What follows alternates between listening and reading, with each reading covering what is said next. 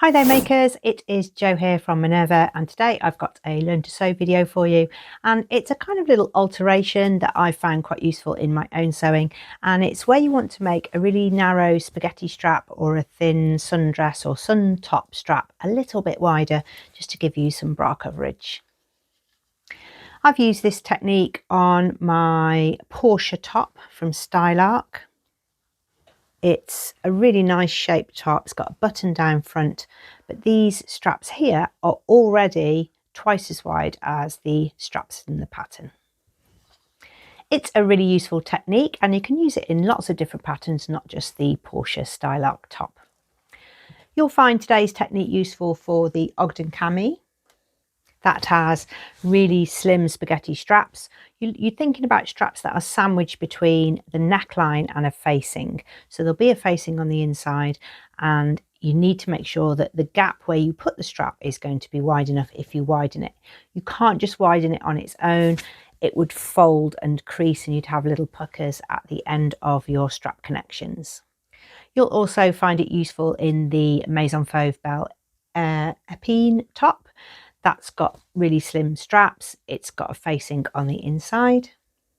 Other Stylark patterns it will be useful for is the nightie, which you can use as a camisole nightdress, or you can use the pattern to make your own camisoles. So if you want something to go under your workwear, for example, you might want to widen the strap a little bit if you're wearing it for work. You will also find this technique useful on any kind of bralette pattern where you've got something quite close fitting. So you want to get some bra coverage here. This pattern from Simplicity has quite a wide strap already, but you might want to make it a little bit wider. And because you've got that pointed shape, you need to make sure that the gap that you have to put the strap in is big enough. This one is Simplicity 8549. A similar one, if you like that kind of vibe, is McCall's 7958. That one has a strap too, which comes at the front. You might need to do this adjustment at the front and the back. On my Porsche top, it's flat across the back, so I didn't need to make a change. But just think, what have you already got in your pattern? What are you already working with, and what do you need to change? Okay, first up, let's go to the cutting table, and I'll show you the paper pattern draft first. Let's start with the Porsche top. So this is the strap piece. This is how wide it is currently. It is quite a slim, narrow strap. And when you construct it, you sew by top stitching down both sides. This technique also works if you make your strap as a tube and turn it through. It's all about the size and width of your strap. So I've made another one. I've made mine the same length because this is one that I've already tested correctly for length. So I've got a 1 centimetre seam allowance. I've made my strap 2 centimetres wide rather than 1. So I need 2 centimetres for the other side and 1 centimetre seam allowance again. This dotted line is for the fold along the centre, so it will be constructed in exactly the same way as the Porsche top strap. It will just be 2 centimetres wide instead of 1 centimetre wide. If you're making any alterations to a pattern, it's a good idea to trace off your pattern piece, because if you make a mistake, you can go back and try again and you won't have ruined your original pattern. So this is the area we're looking at here. I've put the seam allowance on, and this is the 1 centimetre that originally would take the original size strap. We need to make that bigger. So I'm going to make up the paper piece so I can use it as a guide. I'm going to add those extra centimetres, so 1 centimetre on this side of the top and 1 centimetre on the other side of the top. That will give me a larger opening. I'm now going to blend those back into the shape of the original design, and the same on the underarm. You could use a French curve here or just blend in the underarm seam. Now I'm looking for an opening that is 2 centimetres wide. I can test it with my pattern piece and mark where I want the strap to end. That means the strap will be completely enclosed inside the fabric. You can always offer this up to the original pattern and see where you've got the excess fabric in case it changes any of the design lines at all. So I've got a little bit of extra on the underarm and a little bit extra on the front. Here the strap would have been but now we can keep the strap in this position here. It'll just be opened out a little bit further.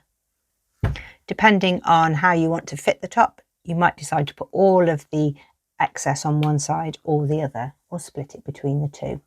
If you've got something like the Ogden cami that's got a slightly more curved front neckline here, so it's not a straight line like the Porsche, it's a little bit more curved, then you'll need to blend either side back into the original pattern shape, but have a big enough space for your strap here. You've got to allow for a seam allowance either side.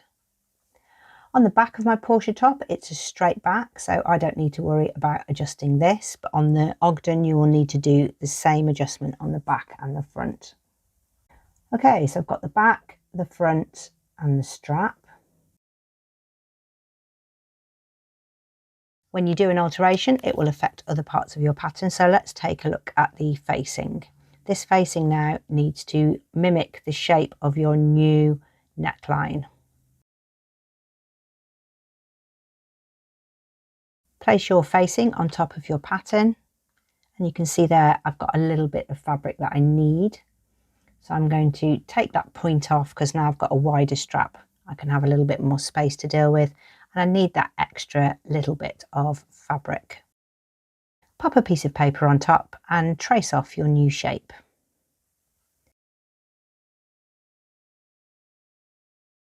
Cut this out and this will be your new facing. You can give everything a little test to check it all lines up. Now the top is complete and the facing and the bottom are the same.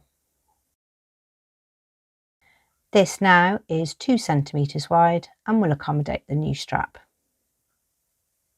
I don't need to do anything with the back, but you may need to if you've adjusted the back as well. Okay, I've got all of the pattern pieces and I'm going to cut out my Porsche top in a Supima cotton lawn. Whichever pattern you are using, construct the straps as indicated in the instructions. So this is a top stitch one, but it would work just as easily if you turned your strap through. And then place those in the new position that you've made. What you need to ensure is that you still have the seam allowance either side of your strap. Here, across the strap, and then down the other side. Once they're attached, it's a good idea to just have another little try on, just to check that everything fits and you've got enough seam allowance either side of the strap to attach the facing. This isn't twisted. I've also allowed a 1 centimeter seam allowance on the back, but you will be adding your strap as the instructions. Now you've attached the straps, it's time to try it on. Make sure you've got those at the right length, because once you've sewn the facing on, you would have to unpick a little bit to adjust the length of the strap. So have a try on, and then it's time to add the facing. Okay, when we come to put the facing on, we need to make sure the strap is pointing down so that it's sandwiched between the facings. If it's sticking up, it's in the wrong place. You can continue to put on your facing. Mine's not interfaced, but you'll be doing that. And let's see what it looks like. I didn't need to change anything on the back, but I've made the straps wider so that I can wear a bra underneath. It looks really nice and cohesive. You can wear it without, but just those little wider bra straps do make all of the difference. You need to make the entrance point there for the strap insertion a little bit bigger. This one is made of Minerva's exclusive Supima cotton lawn, which is much lighter, so it's easier for tucking in. It's got a little bit more lightness to it, and it's a beautiful colourway. This one is called Countryside Cluster. Lovely collection of cerise, pink, jade, with a sort of charcoaly background and highlights of ochre. Thank you very much for watching. I hope that will be useful for you. If you've seen cami tops or sun tops or sun dresses that have straps on and you just want to make a little pattern adjustment to make them fit your body shape, it's a really great technique to know. You need to change the strap to the width you want. Then you need to change the opening that the strap's going to go into so that the one fits inside the other. It's a bit chilly to wear a strap top today, so I'm wearing a ashling blouse from Jennifer Lauren Handmade, and it's made in a beautiful, if you've not seen it on our print on demand fabrics, this is the stone washed textured cotton. See if I can find a bit. So it's got the sort of texture of watercolour paper. It's got a really nice hand. It's 155 GSM, so it holds a collar really nicely. It would hold a cuff. It gathers beautifully. You can add interfacing to create a button band. And today's print is called Sunflower Sigh. If you like the look of this base cloth, you can have any of our exclusive prints on it, or if you like this print, you can have it on any of our base cloths. You can check all of those out on our website. We hope you have enjoyed today's video and would like to go and watch some more. So if you head over to our YouTube channel, you can click and subscribe there and access all of our sewing content for free. There's so much for you to enjoy there. Full sew alongs, pattern drafting videos. If you want something more complex than just this strap opening, there's tons there to take a look at. There are overlocker videos, lingerie sewing videos, lots of inspiration for new fabric releases, collaborations and new patterns. We would love to see you over on our website, so do make an account there, share your makes and show us what you've been up to. Thank you very much for watching, and we'll see you again soon.